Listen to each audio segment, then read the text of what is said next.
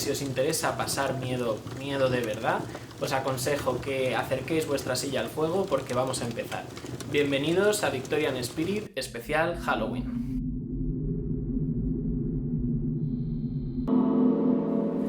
Hola a todos, soy Adrián, bienvenidos a mi blog Victorian Spirit.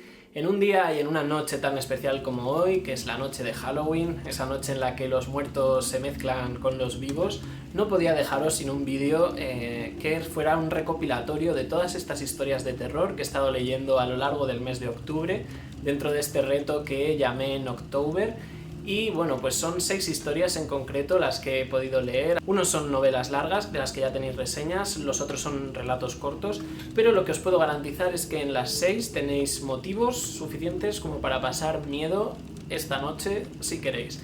Algunos además son tan cortitos que os los podéis leer, os podéis ventilar, vamos, en una hora, hora y media los habéis leído. El miedo es algo totalmente subjetivo, eso es cierto.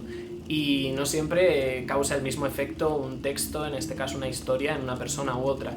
Pero a base de leer estas historias a lo largo de este mes, creo que he llegado a la conclusión de que para mí, para pasar miedo, tienen que confluir dos cosas muy importantes. Por una parte, la ambientación, esa atmósfera de miedo.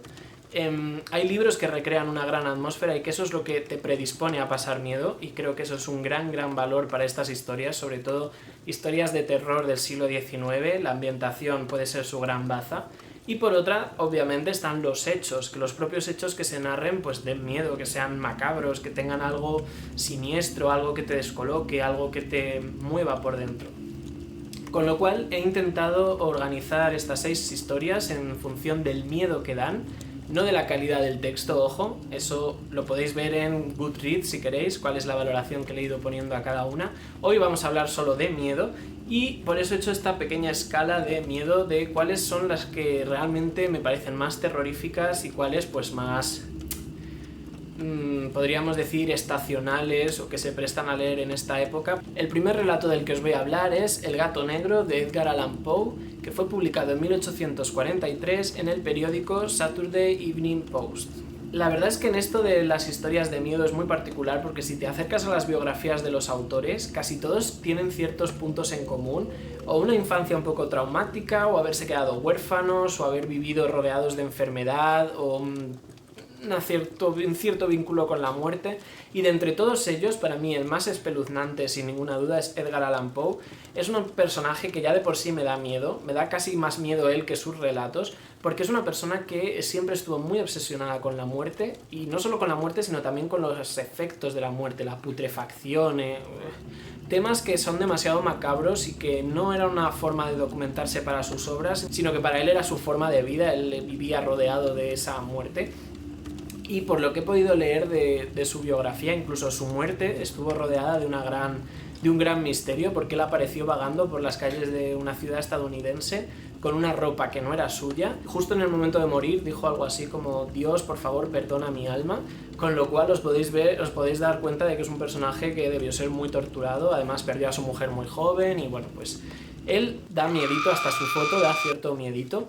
En cuanto a sus relatos, pues él fue un escritor que sobre todo destacó por el relato corto y de alguna manera revitalizó la novela gótica, haciendo que los relatos de terror tuviesen una dimensión psicológica que hasta ese momento pues no habían tenido. Se habían reducido más quizás solo a la ambientación y no tanto a los sentimientos o a los pensamientos de los protagonistas. Él es además uno de los primeros escritores estadounidenses, con lo cual en ese sentido es una figura muy relevante, seguro que habéis leído cosas de él. Y bueno, la historia de la que yo os hablo hoy es El gato negro.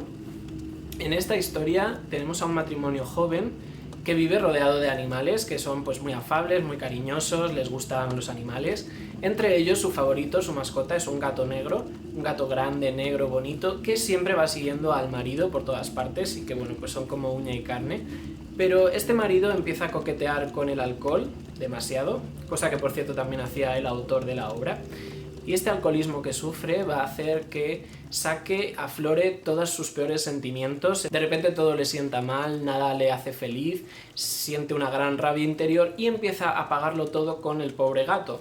Entonces el gato sufre varios ataques hasta que finalmente el gato muere a manos del marido. ¿Qué va a pasar? Pues que a los pocos días en esta casa va a aparecer un gato, igual que el que había muerto, simplemente con una manchita blanca en el pecho, y al final esto se va a catapultar pues hacia un final de lo más trágico.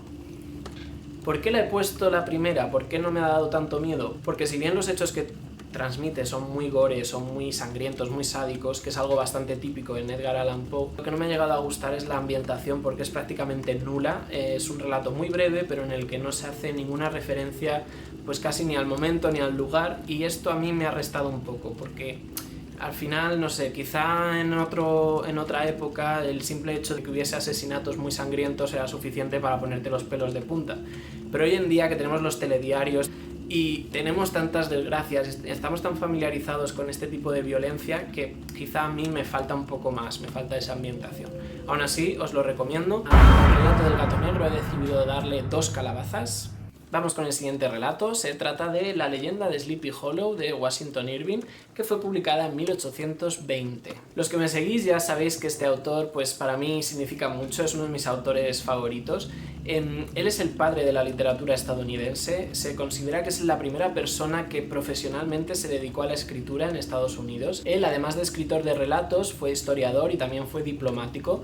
De hecho, durante 4 años de su vida fue el embajador de Estados Unidos en España, y en ese periodo fue cuando conoció Granada, cuando conoció la Alhambra y se enamoró de ella. Y bueno, pues de ahí surgió ese maravilloso libro de los cuentos de la Alhambra, que a mí tanto me gusta. Y bueno, los que hayáis visitado Granada sabéis que en el momento en el que se va subiendo por ese jardín hacia la Alhambra hay una estatua de Washington Irving. Él además, al ser uno de los primeros, pues fue el que de alguna manera lanzó o animó a que otros como Edgar Allan Poe mismamente, o Nathaniel Hawthorne o Herman Melville pues se animaran y siguieran la misma senda que él abrió. O sea que la literatura estadounidense le debe muchísimo a este personaje. En concreto, hoy nos dedicamos a una de sus obras más conocidas, que es La leyenda de Sleepy Hollow. Seguramente muchos hayáis visto la película, pero bueno, es verdad que la historia tiene poco que ver, aunque hay una escena importantísima del relato que está perfectamente descrita en la película, pero que no voy a desvelar porque si no os hago spoiler del relato. El argumento de esta obra es muy sencillo. Tenemos a Cabot Crane, que es el maestro de escuela de un pequeñito pueblo, un asentamiento holandés que está al norte de Nueva York, en un valle que se llama Sleepy Hollow. En ese valle se cuentan muchas historias de terror porque la ambientación lo permite. De entre todas estas historias, la que más se repite es la del jinete sin cabeza, que se supone que era un mercenario alemán que luchó con los ingleses en la guerra de independencia y en medio de una batalla perdió la cabeza por culpa de una bomba de cañón y fue enterrado decapitado sin cabeza, con lo cual todas las noches monta encima de su corcel buscando su cabeza. Pues si Cabot Crane, que es una persona muy culta pero a la vez muy supersticiosa y totalmente crédulo, se le van a meter estas historias en la cabeza, y esa va a ser la gran baza de uno de los granjeros del pueblo, Brom Bones, cuando quiera quitárselo de encima porque él está pretendiendo a la misma muchacha que le interesa a él. Este libro es súper atmosférico, es muy descriptivo el autor. Si hay un banquete te va describiendo todos los platos, pero de una manera súper interesante. No es de estos relatos que se hacen pesados por la descripción, ni muchísimo menos, pero sí que es muy rico en descripciones y te describe perfectamente ese entorno en el que se desarrolla la historia, que sobre todo por la noche y por todos los animales que rodean a este bosque y todas las historias que se cuentan, pues llega a generarte ese miedito que vas buscando en este tipo de historias. Además, la leyenda del propio jinete sin cabeza pues es muy poderosa, la verdad es que es algo que engancha. Y bueno, una de las cosas que más me gusta de este relato, por una parte, es ese carácter de pretendida leyenda que intenta darle el autor, pero riéndose de ese estatus, porque no hay que olvidar que estamos hablando de Estados Unidos en el siglo XIX a principios, es decir, un país súper joven que lógicamente todavía no tenía leyendas. O sea, el autor de hecho dice que esto ocurrió hace muchísimo tiempo, hace 30 años, con lo cual él se está riendo un poco también de esa falta de historia que tiene todavía este joven país, que ya crea sus propias leyendas, y también se ríe de ese pretendido valor didáctico que suelen tener este tipo de leyendas, y él al final de la historia intenta sacar como una conclusión de, ¿ves? Esto es lo que pasa, la conclusión que podemos sacar de este relato es, y claro, hace un silogismo que no tiene ningún sentido, y bueno, pues es muy cómico, porque en el fondo no deja de ser una sátira. Súper recomendable, y ya os digo, es un relato muy cortito, se lee en una tarde y es muy, no sé, es muy fácil disfrutar de él, yo siempre lo leo en Halloween y os lo recomiendo sin ninguna duda. A la leyenda de Sleepy Hollow he decidido darle 3 calabazas. Seguimos ahora con uno de los grandes libros de terror del siglo XIX. Estoy hablando de Frankenstein o el moderno Prometeo, escrito en 1818 por Mary Wollstonecraft Shelley. Ya sabéis que tenéis la reseña en el canal, si queréis conocer un poco más de la vida de esta autora y cómo surgió la idea de este libro. Aquí no voy a profundizar de nuevo en ello, simplemente os voy a hablar de lo que es el argumento y por qué debería aparecer en una lista como esta de libros de miedo. Como ya sabréis, el argumento de esta obra nos habla de Victor Frankenstein, que es un científico suizo de Ginebra, que decide viajar a Ingolstadt en Alemania para formarse mejor y pues ser un gran genio de la ciencia en ese momento. Él se rodea de los mejores profesores de física, de química, etc.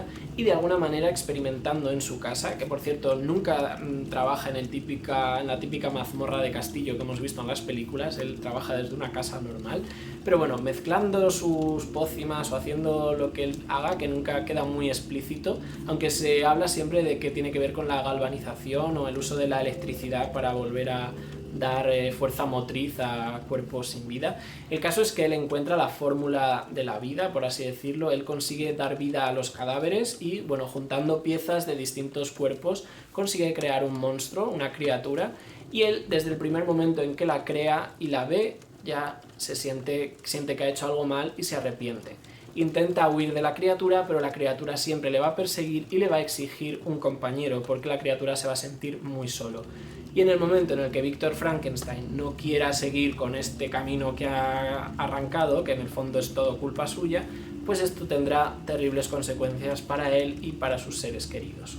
Es una historia que, como ya os dije, más que miedo lo que crea es un gran desasosiego, porque plantea dilemas que son son posibles hoy en día, ¿no? Llegar a crear vida o, no sé, plantea temas como el abandono, como hacer las cosas solo porque puedes hacerlas, pero sin plantearte si debes hacerlas.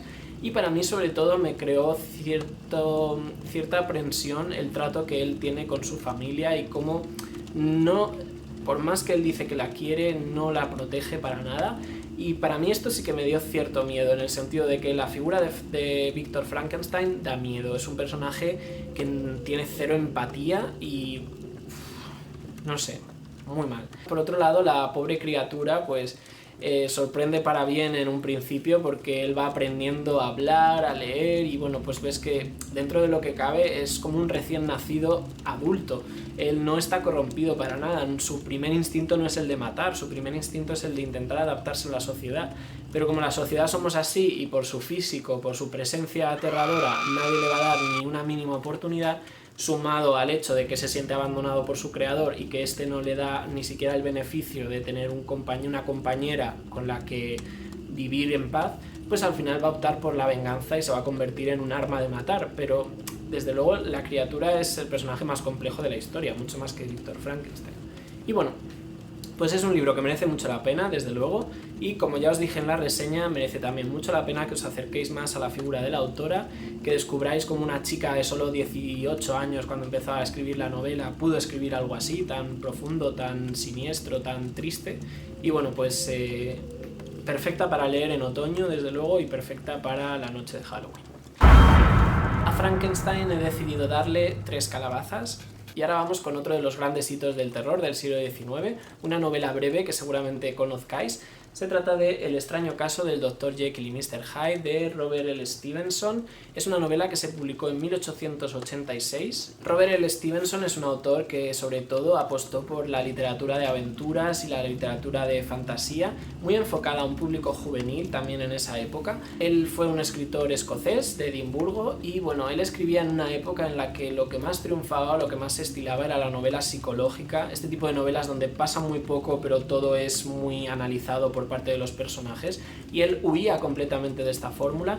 Él defendía que la acción tenía que ser realmente el motor que definiese a los personajes, y de ahí que sus novelas sean tan entretenidas porque constantemente están ocurriendo cosas y bueno, pues tiene grandísimos éxitos como por ejemplo La isla del tesoro, La flecha negra o en este caso este clásico de terror que nunca se sabe muy bien dónde clasificarlo, si en historia gótica, en historia de terror, en historia de ciencia ficción, porque es verdad que coquetea con distintos, incluso detectivesca se podría decir, coquetea con distintos estilos y bueno, quizás eso es lo que le hace tan especial, que pese a ser tan breve, desarrolla una historia muy compleja y muy interesante. Se dice que el autor estaba muy interesado en explorar la dualidad del bien y el mal que existe en todos los seres humanos, y parece ser que una noche tuvo una pesadilla y de esa pesadilla surgió la inspiración para esta novela, que por cierto escribió en solo 3 días, lo que sería el primer borrador, con lo cual es verdad que tuvo como ese frenesí escritor a partir de un sueño. Y bueno, pues es una novela que desde el principio gozó de muchísimo éxito porque recibió una muy buena crítica del periódico The Times en la época, y eso hizo que se convirtiera en un bestseller y que enseguida empezaran a aparecer adaptaciones al teatro, y bueno, pues posteriormente también ha habido muchas adaptaciones al cine, y yo creo que junto con Drácula y Frankenstein se podría decir un poco que es la santísima trinidad del terror clásico, porque es muy habitual hasta en el lenguaje coloquial que se hable de Dr. Jekyll y Mr. Hyde, ¿no?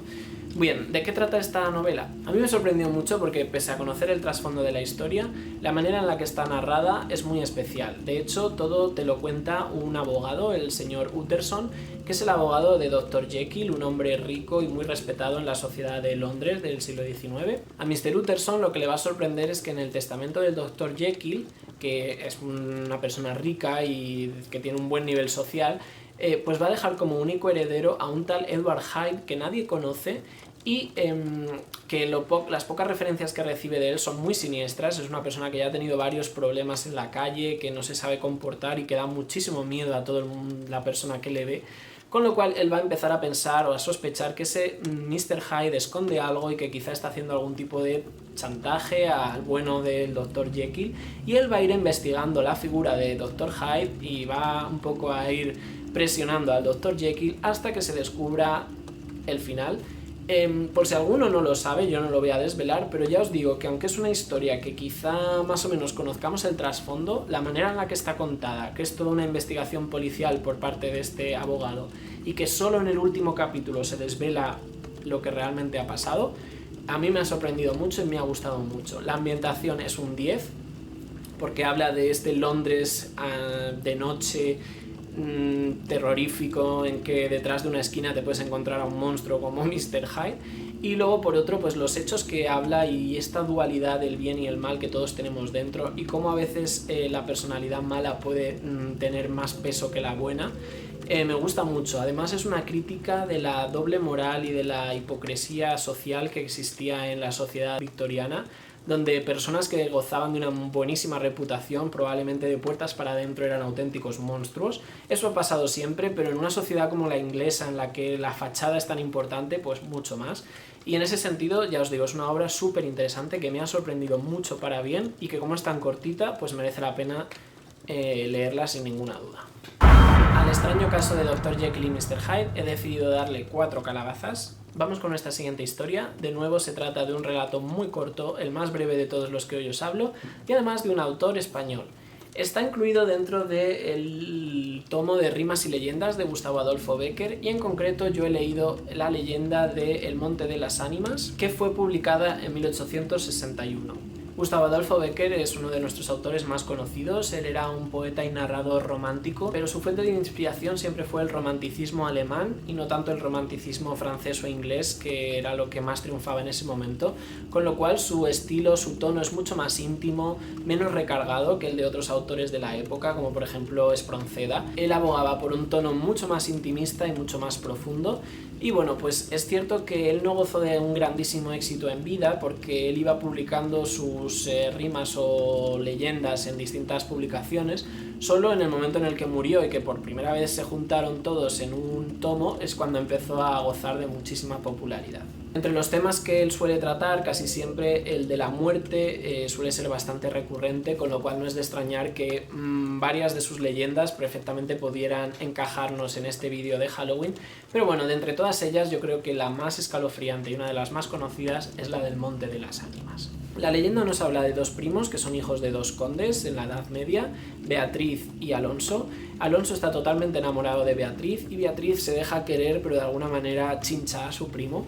Y bueno, pues él le va a contar a ella que en esa misma noche en la que se encuentran, que es la noche de Todos los Santos, resulta peligroso salir fuera de la ciudad y adentrarse en el Monte de las Ánimas, porque hace muchos años ahí se produjo una gravísima batalla entre caballeros sorianos y caballeros templarios que, bueno, sentían celos entre sí por el favor del rey cristiano en ese momento, y bueno, pues murieron muchísimos caballeros en una sola noche, y se dice que todas las noches de Todos los Santos la campana de esa ermita repica y las almas de esos caballeros se levantan y vuelven a luchar.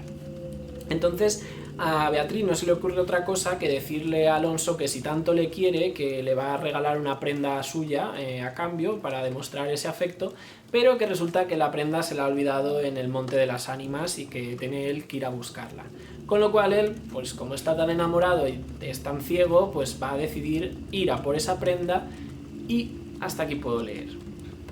¿Qué tiene de especial este relato? Pues para mí que en solo 8 páginas, porque ya os digo que se lee en un suspiro, te quedas con ganas de mucho más, crea una ambientación medieval terrorífica, muy muy buena, y sobre todo un relato que te pone los pelos, a mí me puso los pelos de punta, os lo puedo asegurar, y no sé, me parece una joya, porque es que en tan pocas palabras desarrollar una historia así y crear este sentimiento, y probablemente es esta ambientación y el tema de los caballeros templarios, pero no sé, me recordó al Señor de los Anillos, a relatos tipo artúricos, no sé, tiene algo muy especial y os lo recomiendo si no lo habéis leído muchísimo, porque es que no se pierde nada, se pierde un segundo en leerlo y merece mucho mucho la pena. Ambientación de 10, historia de 10.